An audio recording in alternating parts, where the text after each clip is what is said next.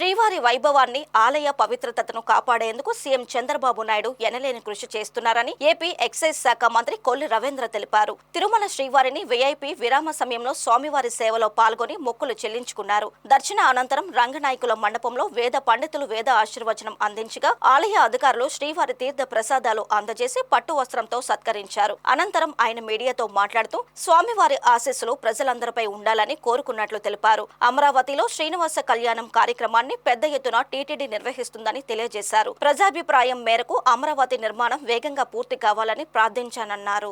నమో వెంకటేశాయ.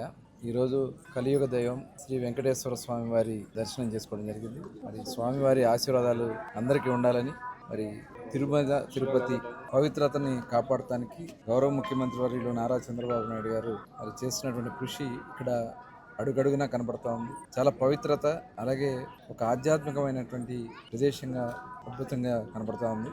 మరి రేపు అమరావతిలో కూడా శ్రీనివాస కళ్యాణం కార్యక్రమాన్ని పెద్ద ఎత్తున నిర్వహిస్తూ ఉన్నారు. నిజంగా స్వామివారి దయతో ప్రజలు కోరుకున్న విధంగా అమరావతి రాజధాని పనులు వేగవంతంగా పూర్తి కావాలని, ఎటువంటి అడ్డంకులు రాకుండా ఉండాలని, అలాగే రాష్ట్రంలో కూడా చేస్తున్నటువంటి అన్ని కార్యక్రమాలకి ప్రభుత్వానికి స్వామివారి ఆశీర్వాదాలు ఉండాలని చెప్పి మనస్ఫూర్తిగా కోరుకుంటూ మరొకసారి స్వామివారికి మరొకసారి నా ప్రణామాలు తెలియజేసుకుంటూ సెలవు తీసుకుంటాను.